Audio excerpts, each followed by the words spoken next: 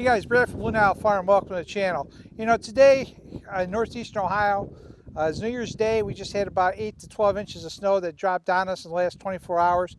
And the ground is still a little bit warm. And today we're going to take out the Kubota tractor with the bucket. And we're going to start scraping the driveway and getting it cleared off. So stay tuned. Hopefully you'll learn some tips and tricks about how to utilize it.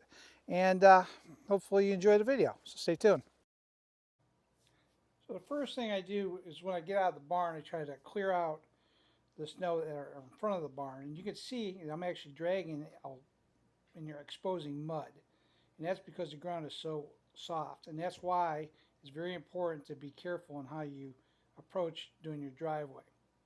So the first thing I generally do is I like to make and drive all the way down straight to the end of my driveway and then work from the end all the way forward. And when I do this, I try to make sure that my bucket is tilted up about an inch or two where the lip is not level with the ground but actually 1 or 2 inches above. And by pushing the snow all the way down, it allows me the ability not to hit and damage the gravel. That's probably the worst thing that people do is they wind up wrecking the gravel because they push too level and they'll hit a high spot, or they actually tilt just a little bit too far and they start gouging. So the first thing I'm doing is making a run halfway through down my driveway right now versus a full pass. And the reason for that is because I like to kind of keep my snow spread in two different areas.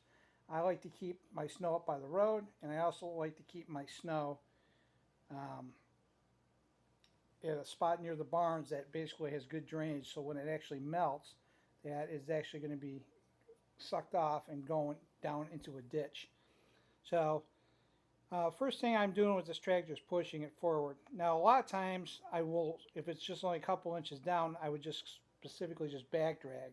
But because I had probably 8 to 10 inches of snow, give or take, I thought it was my best interest to push some of it and then back drag the rest. So that's what I'm doing right now, is taking the snow that was kicked off by the plow into my driveway and snow that's actually in my driveway and just piling it up. So now I'm going to turn and start pushing piles at the end of my driveway. And here you can see I dug too deep and I actually whacked some of my gravel. And there's an example of, being at the wrong angle. So what I'm trying to do right now is trying to save it, back drag it, and just keeping it in its place. I don't want to have gravel off the side of my driveway, for one. Number two is I don't want to gouge. So once you start gouging, you actually could create potholes, and that's one thing I don't want to do. But what I really hate the most is actually making piles that are on my grass. So that's part of the reason why we always try to create a base, is to avoid gouging the driveway, creating extra work in the spring, and it's just not worth it. So what I'm trying to do right now is just barely scrape the top, leaving a base of 1 to 2 inches. So what will happen is once that is exposed, for the next several nights, we're supposed to have like 20-degree, 10-degree weather, and it's not supposed to get above 30. So by letting the ground freeze, that's going to create us a nice solid base that once that base is solidified, I can actually just lay that blade flat and just scrape my driveway if we have additional snow or drifts, and that makes it so much easier. So this is now I'm back dragging, trying to drag the snow backward up toward the road. Because realistically, like I said, if I went forward, I would be actually creating the potential to do damage on the gravel driveway. But by back dragging, it makes life a lot easier. So I'm just going to back drag all that snow up toward the road.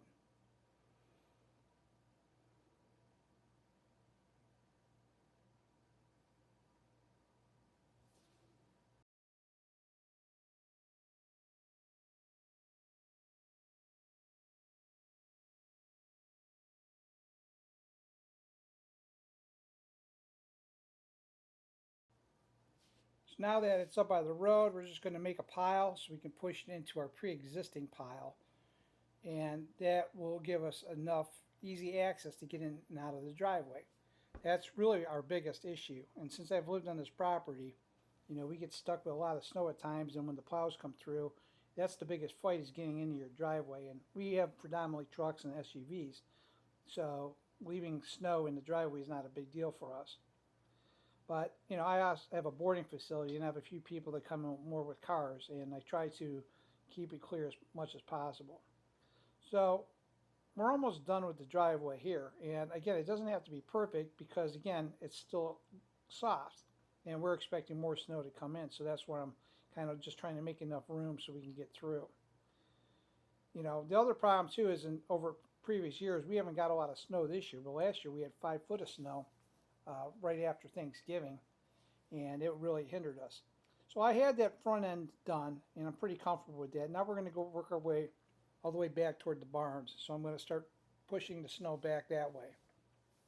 Normally it takes about 3 passes, give or take, to uh, get the snow off the driveway and it completely, make enough passes. Now my bucket I have on that Kubota, Kubota's a 7060, and the bucket's 84 inches. So I do have enough width that I'm covering that gives me some overhang, which I kind of like, and it makes a big difference. Now that's a straight bucket, and that's kind of another little challenge too, is unless you have a snow pusher, you have the same issues. You really don't want to go too deep. Now I don't have feet on my bucket. Some people like having feet. I don't. I learned that if I'm pushing, it's easier for me to curl it, and because I use this tractor a lot, more than beyond snow, I kind of like the fact of not using any kind of feet that kind of allow me to scrape the ground, but not so low. And if you're interested in that, there's a lot of different products on the market where they have bolt-on feet, and they're called different things, but you can bolt them on, or you can actually just clamp them on, and it'll allow you to kind of go down. Now in front of my barns, I'm back dragging again, trying to get as much of that cleared off, because again, back dragging is the key. When you have first snow, you have to back drag. That's probably the most vital thing. And you don't have to completely turn the bucket. My bucket's almost just a little bit tilted forward, and it's enough to drag any of that loose snow and compact it, but at the same time, if it's too much, it'll actually pull into a pile. And I like to make short little runs so that once that's piled, then I'll come in and push that line that I created. And it makes a big difference. So right now I'm backing up, and I'm setting myself up to push that pile into a little existing pile. And where I'm dumping the snow is a very important aspect that you need to kind of consider anytime you're doing your driveway. Between those 2 trees that you see there, I have a drain. So when the snow gets really piled up, I'll have 8 to 10 foot piles sitting there, and when it melts in the spring, that drain will catch all that melting snow, and that water gets raced off to a ditch. So it really works out pretty well for me. And my biggest concern normally on the first snow is just to get enough access to the house and the property. So I'm racing up toward the front here because I want to do the back dragging from the house back to the trees. And that's what we're going to do, is just keep back dragging a few times.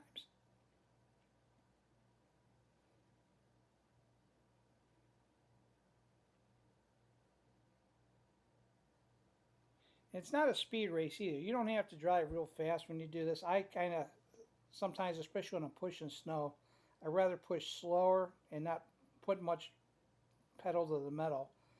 Back dragging is a little different. I can go a lot faster and a little bit more comfortable with that. The only downfall with back dragging is you got to make sure you pay attention to where you're going. And what's nice to having a cab tractor in the wintertime is the heat. You got a radio, you got comfort. Makes a heck of a difference. And I tell you what, when it comes down to having a cab for wintertime, I wouldn't do without it. And almost everything I own has cabs, and I refuse not to have a cab because for many reasons, and one day I'll discuss that. But cabs are very important, especially in the wintertime. And if you live in a cold state like I do in northeastern Ohio, spring is normally wet and cold. Fall, it could be wet and cold, and winter pretty much sucks. So cab, heat, it's a great combination, and it really makes a difference when you want to stay out there and work. And I'm out there enough most of the time anyway, cleaning stalls and working outside, that I really enjoy having heated cab. Makes a big difference.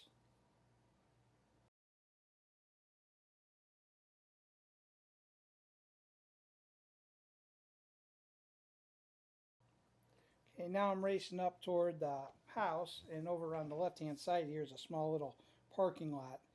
So my girlfriend likes to park her car there, and we also have another car that we park there. And I'm just gonna push the snow out so she needs to park. She doesn't have to fight the snow, and makes things a little bit easier. And you can see I kind of whacked a little bit of a high spot. A lot of times every year we pile snow up there and dirt kind of accumulates. So it's kind of a spot that needs a lot more gravel down the road, and something I'm going to have to get to at some point. But it really doesn't take much to push it out, especially when no cars are there. And once that's cleared out, it's all easy.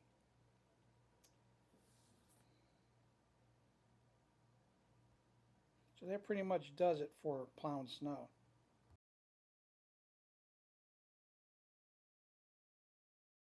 Hey guys, thanks for watching that video on how to plow utilizing your tractor and a front end loader.